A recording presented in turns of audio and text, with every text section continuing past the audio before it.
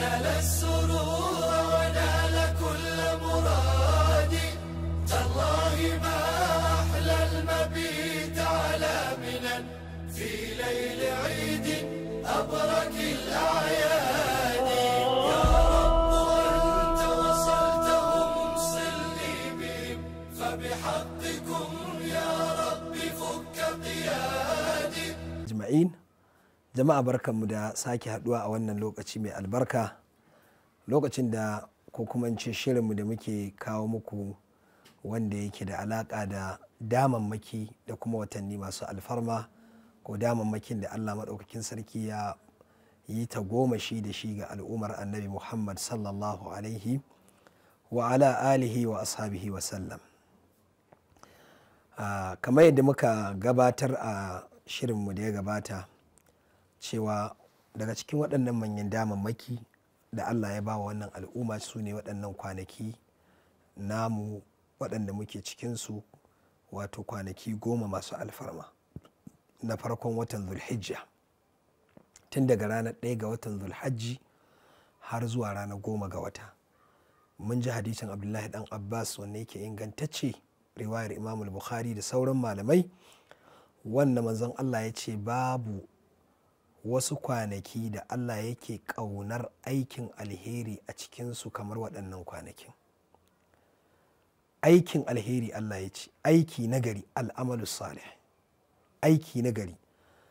Lokacin da aka ce aiki nagari kamar yadda muka faɗa ya haɗa duk wani aiki da kasan mai kyau ne. Duk abin da kasan Allah yana so ya gamsu a yi, a bauta mai da shi, ko babba ko ƙarami ya shiga ciki.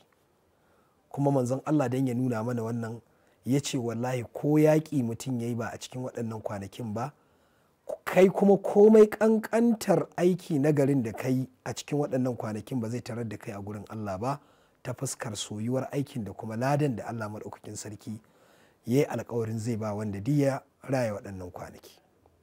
Saboda haka ya ku 'yan uwa, lallai ya kamata mu mai da hankali, ya kamata mu zage damtse, ya kamata mu ba maraɗa kunya, kada mu yi wa kanmu sagegeduwa.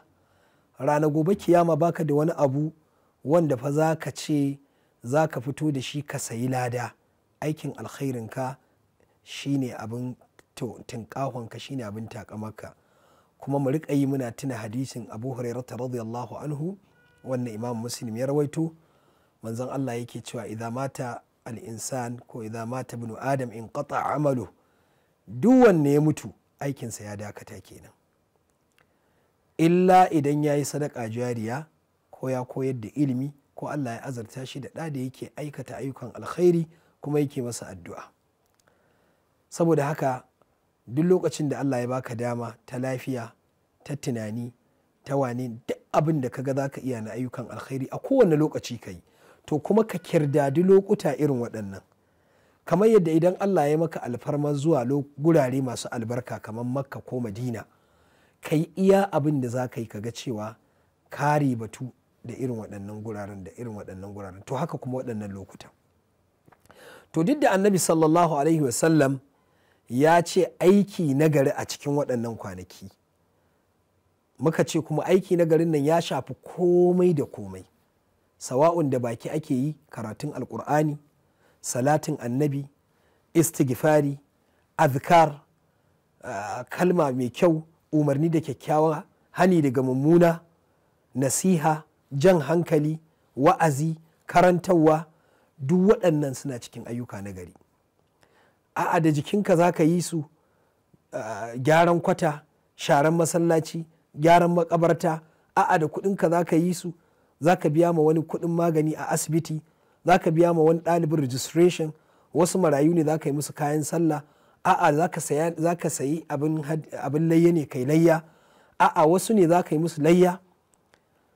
Tunda kamar yadda Allah ya ba mu iko za mu ji layya tana ɗaya daga cikin manyan sha'air na musulunci, wanda ko kayi in kana da iko to kuma za ka iya yi wa wasu, za ka iya yanka wa malaman addinin musulunci, ka ce duk wani malami da ya ba wa musulunci gudunmawa shi zan yi wa wannan layyar. A'a duk wani matashi da yake taimakon addini ko ba shi da yadda zai yi layya, na yanka wannan layya da niyyarsa. so duk wani aiki da za ka yi na alkhairi Allah ya baka ilimi ne da tunani da lissafi, kana iya consulting din mutane ka ba su shawara, aikin alkhairi. Wal kalimatu tayyibatu sadaqa, daddaɗar kalma sadaka ce. To duk baya ga wannan ayyukan da suke na alkhairai ne da ake so wato a karaɗe waɗannan kwanaki da su, ya zama cewa mun mai da hankali wajen ayyukan alheri. La taqiranna min al-ma'rufi shay'an, duk wani aiki mai kyau, duk wani abu mai kyau kakka raina shi, ko ya yake kai. Ɗauke kwalba ne daga kan hanya da niyyar cewa na yi shi a cikin kwanaki 10 watan Zulhijja ka yi. Kunya ce ka ɗan ji kunya wani, ka ƙi faɗan wata maganar ko ka ƙi aikata wani aikin. Alhaya'u min al-iman, aiki ne na gari. Matuƙar ka yi shi a cikin kwanaki 10 na farkon watan Zulhijja ba daidai yake da mutumin ma da ya yaƙi fi sabilillahi ba a cikin watan Zulhijja ba. Saboda haka ina ƙara maimaita wannan dan kada mutum ya yi wasa da damar da take gaban shi. To duk da waɗannan kuma ya zo ya tabbata annabi sallallahu alaihi wa alihi wa ashabihi wa sallam, kama daga kan shi zuwa sahabban shi, ya tabbata cewa daga cikin abin da ake son al'umma ta zama ta mai da hankali a kan shi na aikin alkhairi da aiki na gari a cikin wannan watannin ko a cikin kwanakin 10 farko na watan Zulhijja shine kabbara. Me ma'anar kabbara? Shine dai Allahu akbar. Allahu akbar da kai ji dai wannan kabbara dai da ka ji yana ɗaya daga cikin ibadar da ake da buƙatar a cikin gida ana yi, a kasuwa ana yi, a gurin aiki ana yi, a cikin mota ana yi, a daidaita ana yi, a zaman hira ana yi, a ko'ina ana son kwanaki 10 nan idan suka shigo mutane su gane bambancin waɗannan kwanakin, cewa wasu kwanaki masu alfarma sun shigo waɗanda aka shar'anta mana wata ibada mai girma a cikinsu, wanda daga cikin manyan ibadun shine girmama Allah ta hanyar kabarbari da wato aka rawaito mana ana so a yi. Hadisi ya zo a cikin wato sahihul Bukhari, kamar ma in ci kafin ma a je nan cikin muktasar na sahihul Bukhari wannan na imamul al-Qurtubi Abul Abbas kenan, ya kawo mana babi na musamman, ya ce babu fadlil amali fi ayyamil ashri wata kabir ayyam mina, babin da yake magana akan falalar aiki a cikin ranaku 10 farkon watan Zulhijja da kuma kabbarori waɗanda ake yi ranakun mina. Don haka sai kawo kuma yake cewa al'ayyamul ashir, waɗannan kwanaki 10 fa su ne al'ayyamul ma'alumati da muka yi bayanin su a shirin da ya gabata. Sannan Allah kuma ya ambaci al'ayyamul ma'adudat a cikin suratul baqara, ya ce su kuma waɗannan ana nufin ranar 11 ga watan Zulhijja da 12 ga watan Zulhijja da 13 ga watan Zulhijja, su ne ayyamut tashrik kenan, waɗanda Allah ya ce wadhkurullaha fi ayyamin ma'adudat, wanda in muna da lokaci za mu yi tsokaci akan wannan. Ina fatan mun gane. Hadisi ya zo Bukhari ya rawaito shi ta'aliqan, ma'ana ba tare da sanadi ba, amma ta'aliqan majzuman bihi, wanda yake nuna cewa hadisi ne ingantacce, kuma wasu da yawa sun rawaito hadisin da sanadin shi har izuwa Abdullahi wato dan Umar, Allah madaukakin sarki ya ji kansa da rahma, da kuma sayyidina Abi Hurairah radiyallahu anhum ajma'in, cewa suna fita yakhrujani ila suq, suna fita kasuwa ayyamul ashir a kwanaki 10 na farkon watan Zulhijja. In sun je kasuwa ba sun je cefane ba ne, ko sayo timatiri ko sayo nama ko sayo wa yan iyalansu wani abu a kasuwa, ko su je su yi kallo a kasuwa, ba wannan ne ya kai su ba. Me suke fita yi waɗannan manyan sahabban guda biyu da ma sauran sahabban da ba ambata mana ba? Abdullahi dan Umar dan Khattab da sayyidina Abu Hurairah radiyallahu an, aka ce yukabbirani, kawai in suka fita, ma'ana da idan aka ce yau 1 ga watan Zulhijja, to sayyidina Abu Hurairah da sayyidina Abdullahi dan Umar sun samu aikin yi. Za su rika bin gurin dandazon mutane da inda mutane suke zama suna hira, dandali kai, shine aka ce har kasuwa suna tafiya, ba wani abu suke yi ba, yukabbiran, kawai kabbara suke yi, kabbara kawai suke wucewa. An suka zo gurin hirarku za su tsaya su kabbara, in suka je kasuwa wajen 'yan timatiri su kabbara, wajen 'yan doya, 'yan tattasai, 'yan barkono, 'yan kaza 'yan awaki, haka za su je suna tsayawa, ba wani abu suke ba kabbara. Me amfanin wannan kabbarar da suke? yukabbirun nasu bi takbirihima. Idan mutane suka ji Abdullahi dan Umar ko sayyidina Abu Huraira suna wannan kabbarar, sai su tuna muna fa cikin kwanaki 10 da ake so a rika kabarbari, sai su tuna, sai su ma su saɓi wato yin wannan kabbara din. Ina fatan mun gane. Bayan wannan babin kai tsaye a cikin sahihul Bukhari haka nan yazo babu takbiri ayyami mina wa idha gada ila arafa, babin da yake magana akan kabarbari da ake yi ranakun mina da kuma idan kuma an wayi gari zuwa ranar arfa. To kun ga in an wayi gari zuwa ranar arfa, ai ranar arfa tana cikin kwanaki 10 na watan Zul-Hijja, don haka ana son a karaɗe a cika waɗannan kwanakin tun daga ranar farko har zuwa ranar 13 ga wata da kabarbari.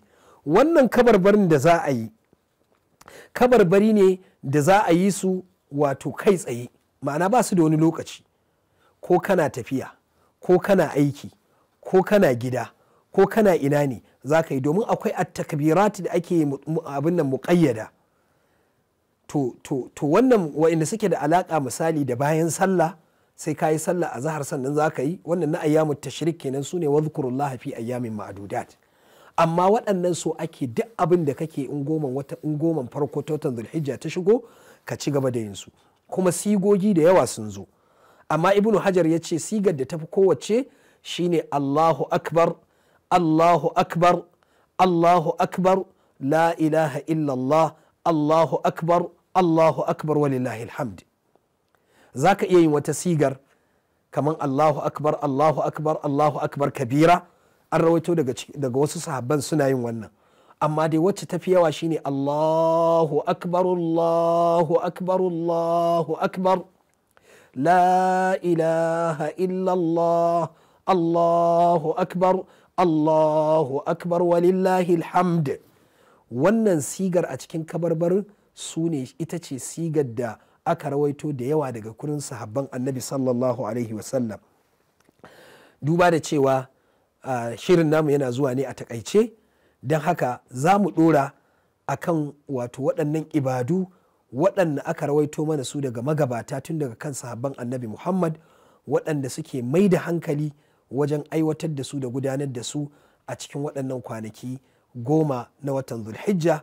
Mun ji ta farko dai, bayan cewa duk wani aiki nagari ya shigo ciki, to yanzu kuma ana buƙatar ya zama cewa ka ɗora da waɗannan kabarbarin, koyi da magabata na ƙwarai, koyi da sahabban annabi Muhammad, waɗanda ba yadda za a yi a ce suna yin wannan ba tare da sun jiwo shi ko sun rawaito shi daga annabi Muhammad ba. Kuma ana son wannan kabarbarin ba babba, ba yaro, ba mace, ba namiji, ba mai aiki, ba mara aiki, ba ofis, ba kasuwa, kawai a ji gari ya ɗauka, ya ɗiba, ya ɗinke da faɗin Allahu akbar, Allahu akbar, Allahu akbar, la ilaha illallah, Allahu akbar, Allahu akbar walillahi alhamd.